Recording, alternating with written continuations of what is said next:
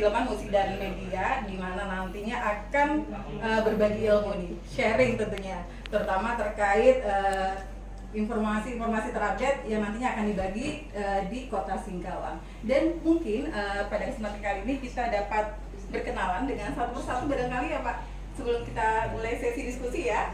Oke, telah hadir bersama kita Bapak PJ Sekda Kota Singkawang, mungkin bisa say hello Pak dengan penggemar sahabat Rapensi ini.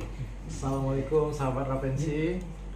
Assalamualaikum sahabat Rapensi. Perkenalkan saya Aulia Hendra, saat ini menjabat sebagai PJ Sekretaris Daerah Kota Singkawang. Iya, dan ini perdana ya Pak? Iya, perdana saya. Perdana datang ke Rapensi. Saya juga deg-degan loh kakak. Pertama Pak PJ Sekda ya, ada hadir di studio Rapensi. Dan mudah-mudahan ini bisa menjadi tambahan informasi barangkali ya Pak ya? Insya Allah. Oke, baik, selanjutnya kita sapa Pak Kadis kita dulu barangkali. Assalamualaikum Pak Kadis. Waalaikumsalam warahmatullahi wabarakatuh, sahabat Rapensi dimanapun berada. Iya, tentunya tidak asing ya mendengar suara Pak Kadis kita ya. Iya, sudah beberapa kali mengisi di program Rapensi, tentunya dengan menginformasikan berita terupdate di Kota Singkawang terkait pendidikan ya Pak. Siap.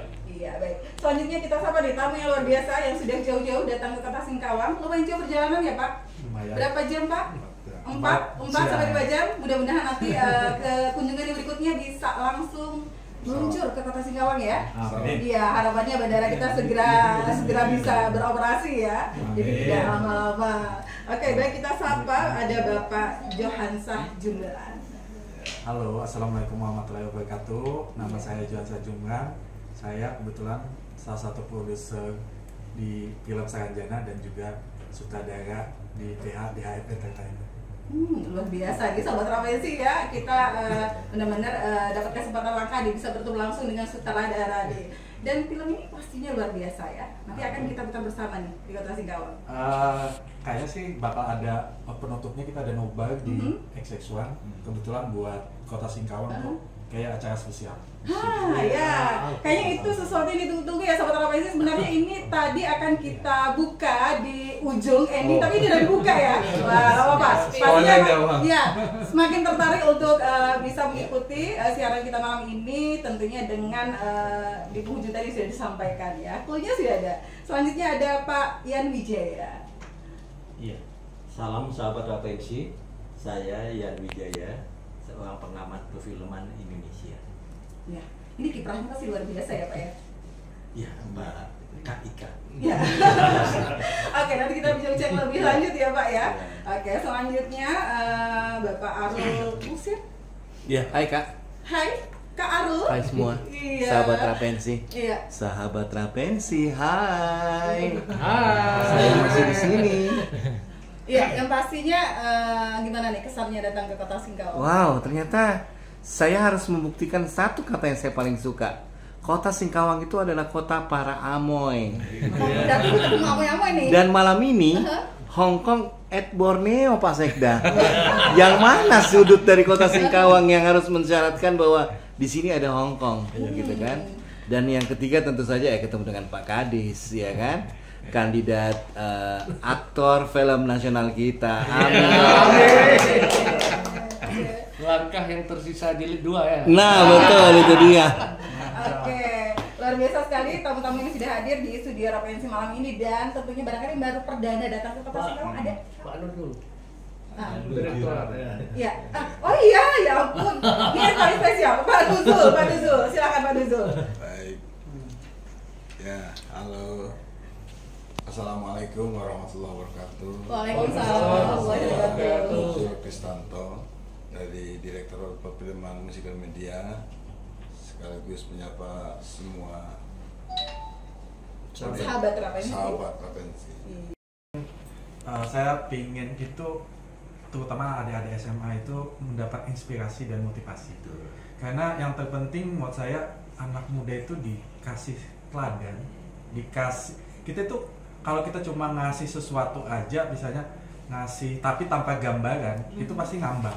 Nah, makanya kita datang ke sekolah-sekolah itu sebenarnya biar membuktikan bahwa seru loh di bidang film.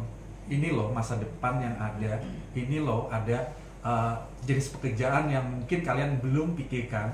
Ini loh opportunity yang akan bisa dapat adik-adik kalau serius di bidang ini, gitu loh. Karena jujur saya juga berlatar belakang dari daerah, bukan ibu kota. Saya juga bukan berlatar orang kaya mungkin gitu. Tapi karena ada niat, nekat gitu. Akhirnya saya jadi bagian film Indonesia. Dan sampai saat ini saya udah 9 tahun menjadi salah satu produser dan udah menghasilkan sekitar 7 film Indonesia.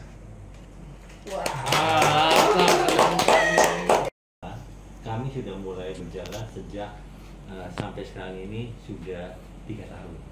Ya, kami sudah berkeliling dari kota ke kota, boleh dibilang tiap 2 bulan sekali.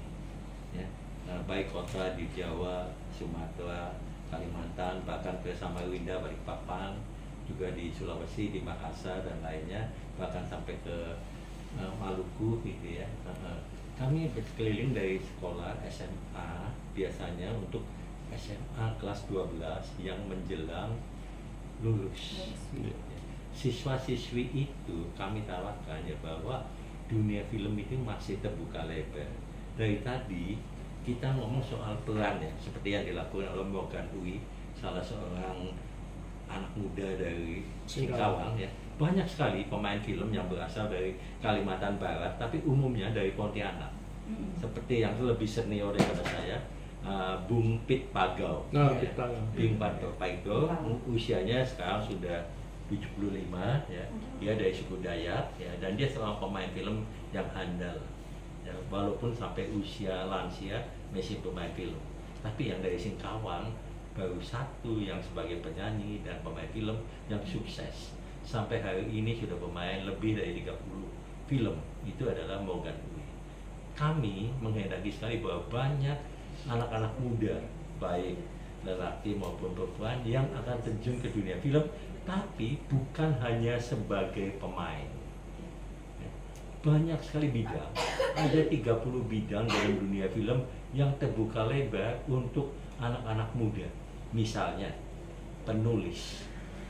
Kami sangat membutuhkan penulis skenario, penulis ide cerita. Ya, seperti tadi disebut oleh Pak Kades, ada juga seni musik. Karena film harus diisi dengan musik, kalau enggak seperti sayur asem kurang garam. Ya. Ada musik, ada seni tari, ada seni peran, ada seni lukis. Film adalah seni terakhir yang menggabungkan semua seni yang ada.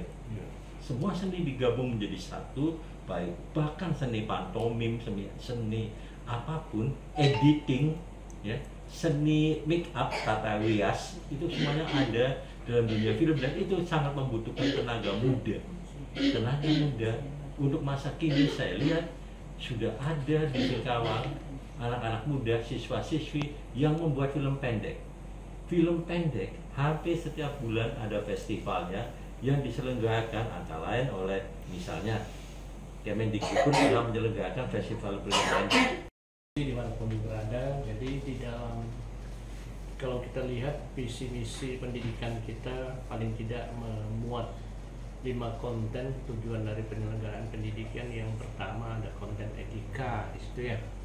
Yang kedua estetika. Estetika malam ini kita bahas bagaimana tugas dan fungsi pendidikan ini untuk pengembangan profil pelajar Pancasila sepanjang hayat ini. Film ini berperan kan, unsur di estetika kan, di samping unsur nasionalisme, kesehatan jasmani dan rohani. Dan untuk kalau kita lihat regulasi ini jelas di dalam Permendikbud Riset Dikti ini di dalam nomor 12 tahun 2024 bahwa seni tari, seni rupa, seni teater dan seni musik ini masuk terintegrasi di dalam pelaksanaan kurikulum kita, dan ini merupakan salah satu peluang bahwa bincang-bincang sinema, bahwa seni teater ini bisa kita masukkan sebagai salah satu muatan di dalam kurikulum nasional kita. Cuma pada waktu kita makan ya di Horizon, saya sampaikan mengapa siswa kita hari ini hanya kenal dengan seni tari, seni musik, karena penggiat seninya banyak seni tari, seni musik, dan seni rupa. Sementara seni teater tadi saya sampaikan dengan Pak Jul, Pak Johansah dan Pak Ian Wijaya ini, termasuk juga Pak Paru, kita memang kekurangan SDM untuk penggiat seni teater ini juga menjadi satu kendala. Mudah-mudahan dengan bincang-bincang sinema ini ya bisa kita carikan solusinya. Bagaimana pengembangan unsur estetika melalui seni teater ini bisa berkembang di sekolah, dengan catatan mungkin bisa kita memperbanyak workshop ataupun bintek untuk guru-guru kita tentang seni teater. Demikian. Dan tentunya Bapak Ibu pengawas dan nantinya akan berbagi sharing ya, berbagi terkait bagaimana sih sebenarnya kalau seni peran ini masuk ke dalam kurikulum. Dan terkait hal tersebut akan kita bahas dalam diskusi sebentar ya, terkait seni peran masuk dalam kurikulum. Nah, mungkin barangkali dari Pak Nuzul barangkali ini bisa menyampaikan mungkin cerita sedikit nih tentang Direktorat Perfilman Musik dan Media nih Pak. Ya. Kira-kira apa sih peran dan tanggung jawabnya di Kemendikbudristek ini? Silakan Pak. Baik, Direktorat Perfilman Musik dan Media terbentuk tahun 2020 awal dari COVID-19. Ini merupakan salah satu dari Pak Presiden ketika melakukan kampanye politiknya sebelum menjadi presiden yang periode kedua, dan salah satu perwujudannya adalah dibentuknya Direktorat Perfilman Musik dan Media. Dan alhamdulillah kami dari Direktorat Perfilman Musik dan Media sudah melakukan hal itu dan dalam upayanya mengembangkan ekosistem perfilman di Indonesia. Dan alhamdulillah sekali apresiasi masyarakat juga sangat tinggi terhadap perfilman Indonesia. Itu kebijakan yang sudah kita lakukan, yaitu mengembangkan ekosistem perfilman khususnya di Indonesia dan daerah di Indonesia. Itu aja. Iya. Tema yang kita angkat ini kan luar biasa menarik sebenarnya ya, Pak Nuzul ya, terkait bagaimana seni peran ini masuk ke dalam kurikulum. Nah, informasi ini tentunya barangkali sudah sampai ke Pak PJ Sekda nih. Nah, kira-kira kalau menanggapi hal ini terkait itu bagaimana nih Pak? Mungkin bisa sharing ke kita nih. Informasinya memang masih baru ya. Kita juga nggak berani untuk sosialisasi lebih luas dulu, karena kita memang masih menunggu petunjuk dari pusat.